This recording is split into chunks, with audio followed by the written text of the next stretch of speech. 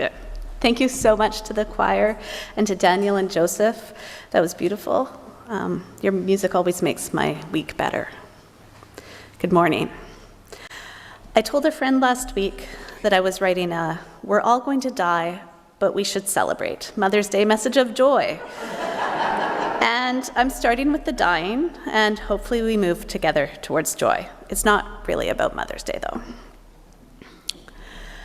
The first funeral I attended as an adult was for my friend Jamie McCoffey. Jamie was 20, and early in the morning on February 28th, 1996, he was driving from his parents' home in Dundas, Ontario, to his engineering co-op term job. He hit a patch of black ice while passing another car. The driver of that car said it looked like Jamie deliberately avoided hitting them, and instead, Jamie's car flipped, and he died instantly. As John Donahue captures so well, to acknowledge and cross a new threshold is always a challenge. It demands courage and also a sense of trust in whatever is emerging. This becomes essential when a threshold opens suddenly in front of you, one for which you had no preparation. This could be illness, suffering, or loss. Because we are so engaged with the world, we usually forget how fragile life can be and how vulnerable we always are. It takes only a couple of seconds for a life to change irreversibly. Suddenly you stand on completely strange ground and a new course of life has to be embraced. Especially at such times, we desperately need blessing and protection.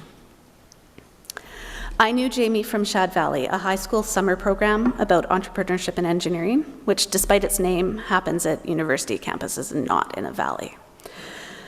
Jamie and I attended different Shad campuses in 1992, 4 years before he died. I met him online through ShadNet, an alumni dial-up bulletin board system, kind of like a very small text-only precursor of Discord. Through the in-person Shad gatherings, mostly in Ontario, Jamie became good friends with Rachel Melzer, one of my good friends from Shad. And in the spring of 1994, they and two other friends slept in the living room of my first-year McGill dorm apartment on their way back from an epic road trip to Boston, checking out MIT and celebrating having just a few months left of high school. In person, Jamie confirmed what I knew of him online. He was fun and funny and goofy and smart and full of love for his friends and the world around him. He also really enjoyed driving sweet cars on sweet roads, making the way he died particularly poignant. Jamie's good friend from his Shad campus, Rachel Ward, wasn't on the Boston trip, but did go on many other adventures with him and was studying at Waterloo with him. She was one of the first to learn he'd died, and at age 20, she knew and insisted that people needed to be told in person or in a phone call, not with voicemail or email. When he died, I was sharing an apartment with another Shad friend, Wendy. I think Wendy was the one who was certain that we needed to get ourselves to his funeral. I was shocked and so sad about Jamie's death, but without Wendy, I'm not sure I would have felt entitled to go. That Friday, we got on a bus to in Montreal, transferred to another bus at Toronto's Union Station, and someone picked us up at the Hamilton bus station and took us to the visitation, where I saw Jamie and experienced an open casket for the first time. Rachel Melzer and I both found the open casket daunting, but I remember her kissing his forehead. I did approach the coffin, but I couldn't touch Jamie. I don't remember if I slept on the floor at Rachel Ward's parents' house or in the overflow at her aunt's, but there were at least 40 Shads camping out and mourning together in the two spaces. I don't remember much about the funeral the next day, except the church was literally filled to the rafters. I was sitting in the choir-type area, very high up. I remember hoping that all these people gathering were a comfort to his parents and brother as they grappled with this giant loss. Jamie died nearly 30 years ago, and his death was the start of a deeper understanding for me that showing up for rites of passage is important. In the last few weeks, I've talked with both Rachels about Jamie and his life and death. With all the things we've forgotten about his funeral, we all remember how vital it was to be there, that sharing the weight of the tragedy helped.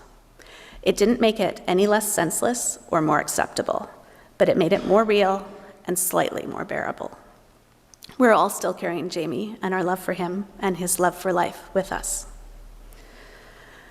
While the funeral details didn't stay with me, I believe the ceremony gave that desperately needed blessing and protection John O'Donohue wrote about. After learning about the lay chaplaincy program, which allows lay UU members to help people outside our congregations in need of meaningful rites of passage ceremonies that recognize their personal beliefs and the needs of everyone attending the ceremony, I wanted to be part of providing that blessing and protection for others. The next hard threshold in funeral that shaped me was when my Auntie Jan died on August 24th, 2002, at her home in Comox, BC. She was 46, and my cousins Melanie, Carly, and Danica were in their early 20s and late teens. 2 years before, Jan was diagnosed with stage 4 cancer that had spread from her bowels to her liver. Her prognosis was 6 months, and I'm forever grateful that we had more time with her than that, but it was never going to be enough. I'd known her as long as I can remember, and even after she and my mom's brother divorced, she was one of my closest family members. Her memorial service was in her garden at home a week after she died, and it captured her wonderful spirit so well. My cousin Melanie gave an eloquent and moving eulogy that made everyone cry, and we were surrounded by flowers and music in the sunshine. Jan wasn't religious, but our UU sources that talk about the rhythms of nature and direct experience of transcending mystery and wonder always make me think of her, as she was so good at finding beauty in the world around her. Early on in the 2 years that we knew Jan was dying, I decided I needed to start believing in an afterlife.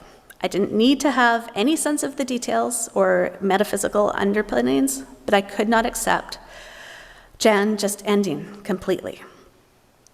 In Maya Angelou's 1993 book, Wouldn't Take Nothing for My Journey Now, at the start of a chapter called Death and the Legacy, she wrote, "When I think of death, and of late the idea has come with alarming frequency, I seem at peace with the idea that a day will dawn when I will no longer be alone among those living in this valley of strange humors. I can accept the idea of my own demise, but I am unable to accept the death of anyone else. I find it impossible to let a friend or relative go into that country of no return. Disbelief becomes my constant companion, and anger follows in its wake. I answer the heroic question, 'Death, where is thy sting?' with, 'It is here in my heart and mind and memories.'" I'm now back to being fully agnostic on what happens to our essential usness when we die, but I firmly believe that one of the ways we love with our heart and mind and memories is by carrying our friends' and relatives' stories, both our living loved ones and our dead. On August 7th, 2016, my coworker at Vancouver Coastal Health, Heather Davis, died in a sudden, awful hiking accident. She was 30. When I got the news at work, I couldn't tell others on my team initially. Disbelief made me freeze. Heather and I didn't see each other outside of work, but it was a gift whenever I got to work on projects with her. She was giving and positive and active and so smart and caring, and like Jamie and Jan, she had so much more to experience and to give the world. Our whole department went to her memorial service at the Arbutus Club, and again, being there made it a bit more real and a bit more bearable. One of Heather's childhood friends spoke at the service about their days playing soccer and how they used to compare who got more flushed during their practices and matches. I am also someone who turns varying shades of magenta from exercise, and I didn't know while she was alive that Heather and I shared that. Ever since, whenever I feel my face start heating up when I'm exercising, I think of Heather. And sometimes that's still part of my motivation to show up in an early morning swimming practice. When I reached out to Heather's sister Megan to let her know that I think of Heather often and that I would be speaking about her, I learned that Megan also feels that we are a culmination of everyone who has been part of our lives in some way. The numerous strings that Rabindranath Tagore writes about in the hymn, joining in chords. Speaking about the people who shape our understanding of the world, or just letting their memory be part of a workout motivation, is part of their legacy. When I attend funerals, I'm there to grieve and to say goodbye and to show their loved ones their grief is shared, but I'm also there to learn more about the person and to see what stories of theirs I can carry. My grandma Peggy died April 29th, 2017, at home in Kelowna, BC. She was born in Winnipeg in 1913, the first of what turned out to be 11 siblings. By making it to 103 3/4, I feel like once you're over 100, it's kind of like toddlers, you have to count quarter years. So far, she's lived the longest of all 11 siblings, but my great-uncles Len and Ron and my great-aunt Joyce are still in the running. Peggy outlived her husband Ralph and her son John and carried those losses along with her many joys. At Peggy's memorial service that May, my cousin Melanie, my mom's cousin Blair, and I all gave eulogies, and I'm pretty sure Peggy would have enjoyed the stories we told about her. In over a century of life, she had amassed so many loved ones and so many stories of her life.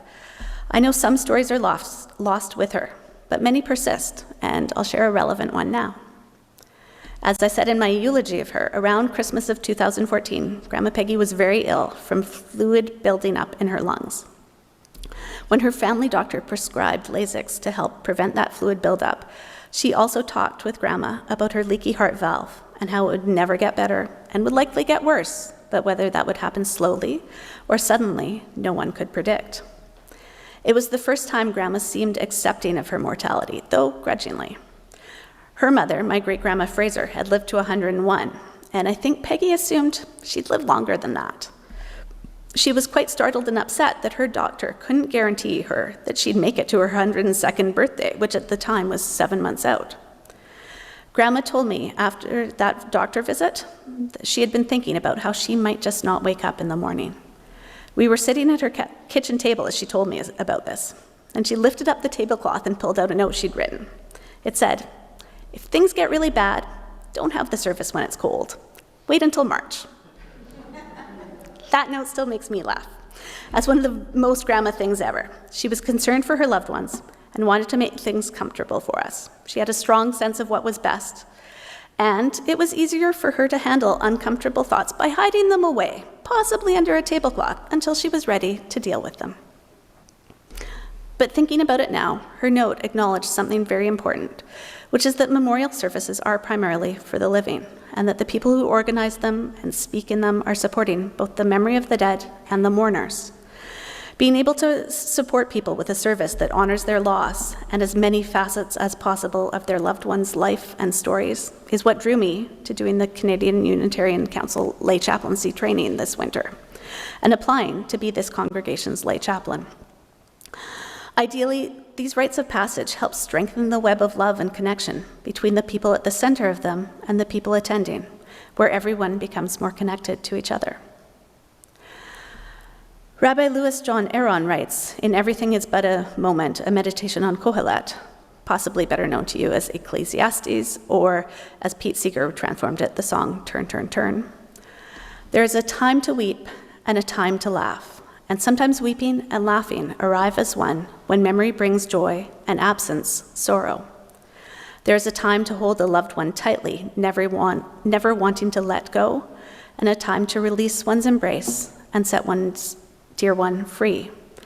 There is tearing our garments in grief, and a time to sew, mending them again, but the seam will always remain. Gathering together can help us release our embrace and make that mending possible.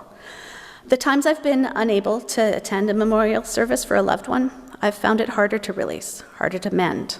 When possible, I show up. We had a second, smaller ceremony in the summer of 2018, letting go of my Grandma Peggy and Grandpa Ralph. On a beautiful sunny morning, as the tide was going out, my parents and my cousin Danica and I and her and my kids cast their ashes into the Pacific Ocean off Long Beach on the east coast of Vancouver Island. West coast. I found and read 2 poems, one solemn and one funny, that resonated with Peggy and Ralph's lives as commercial fishermen and who they were as people. Honor and Comfort by A.C. Swinburne. From too much love of living, from hope and fear set free, we thank with brief thanksgiving, whatever gods may be, that no life lives forever, that dead men rise up never, that even the weariest river one somewhere safe to see. And I Must Go Down to the Sea Again by Spike Milligan. I must go down to the sea again, to the lonely sea and the sky. I left my shoes and socks there. I wonder if they're dry. The most recent funeral that is still resonating with me and that pushed me on the path to lay chaplaincy was for someone many here know, Ginny Martin. Ginny was in the Covenant group I co-facilitated with Diane Pierce last year. Through our monthly meetings, I had a good sense of who Ginny was, and I mourned her death.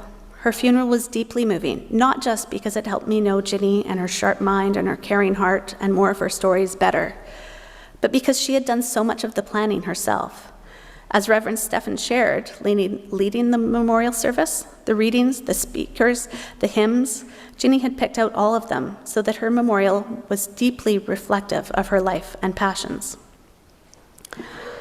This was one of the reasons I picked When We Are Gathered as our opening hymn. As Reverend Kimberly Debus writes about it on her excellent blog about UU hymns, Notes from the Far Fringe, here we go, tripping along, being gathered, grateful for the time of sharing and the community of love that surrounds us. And then suddenly the sun sets and you are going to die. For her, the hymn gives emotional whiplash. But for me, knowing people who died suddenly and way before what ought to have been their time, and others who died peacefully after long, fulfilling lives, I find being reminded that I am going to die useful and strangely grounding, though I have yet to use it as motivation to plan my own memorial service. I did plan my own wedding service in collaboration with Munir, my now husband. We were married in Canadian Memorial United Church on West 16th Avenue in Vancouver. Because we met in a pub that by the time we were getting married had been turned into condos, we wanted to have our wedding and our reception in heritage buildings that couldn't be torn down. Munir was born in Lebanon to a Protestant father and Eastern Orthodox mother and has never regularly attended church but went to Catholic school for elementary school in Calgary. He wanted to be married in a Christian church, so though I was already interested in Unitarian Universalism, that was out. I didn't want to profess the divinity of Christ in the lead up to the wedding or during our ceremony, and I wanted the text of our wedding to reflect both our beliefs and what being married meant to us as a couple.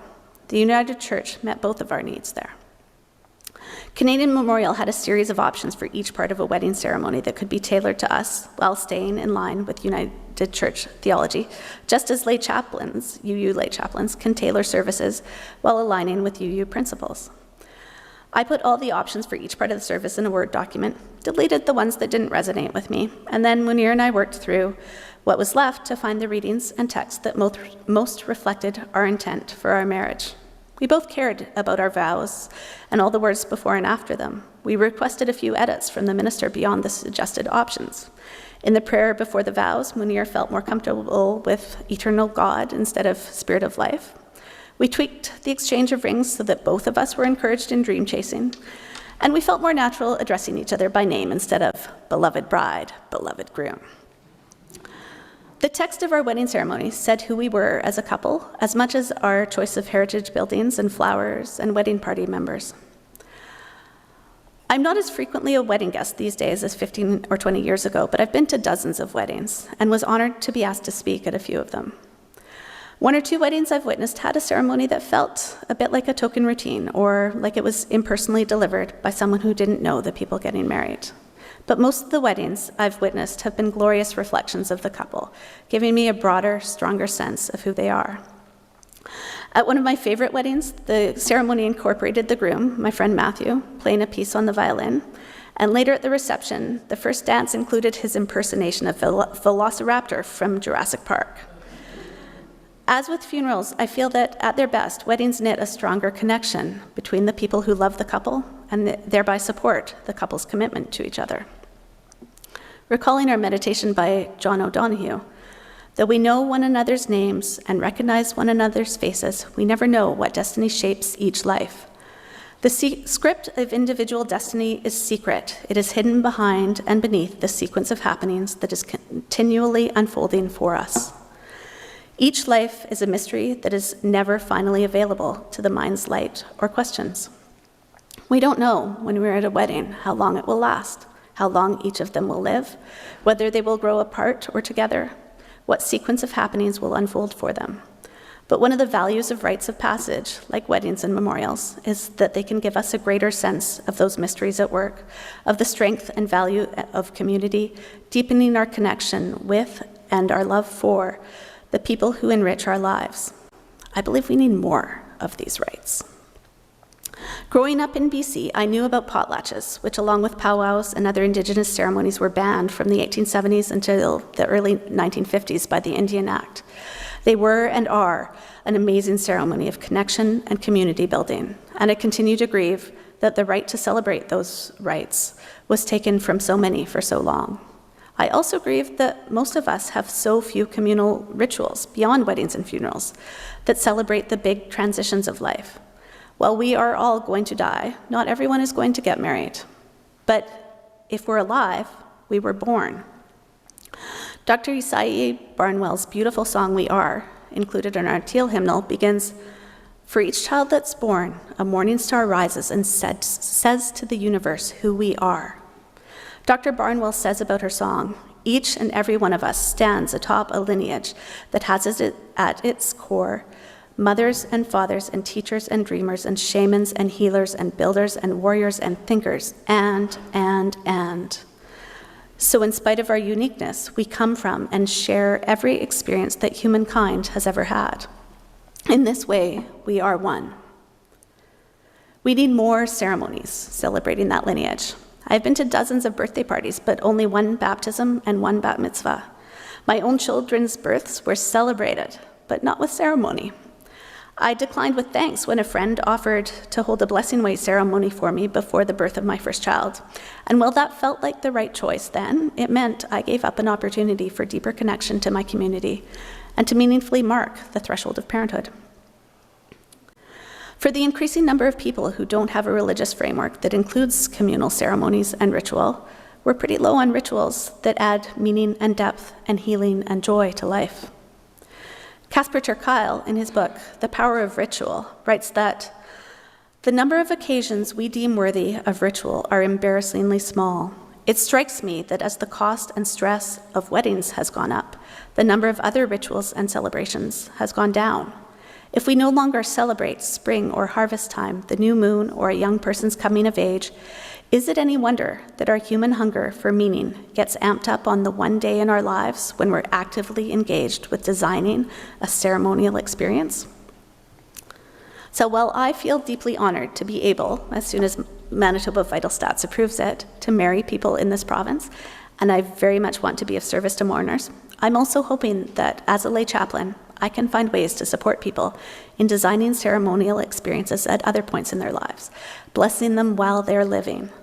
We are all going to die, and we should celebrate our loved ones and ourselves at all stages of life. Not only do we have rights to rights, we can add joy and healing to our lives and experience our uniqueness and our common humanity by embracing opportunities to celebrate these rights. I'll conclude with some more of John O'Donoghue's thoughts from his book to bless the space between us. With the demise of religion, many people are left stranded in a chasm of emptiness and doubt, without rituals to recognize, celebrate, or negotiate the vital thresholds of people's lives. This is where we need to retrieve and reawaken our capacity for blessing. If we approach our decisive thresholds with reverence and attention, the crossing will bring us more than we could ever have hoped for.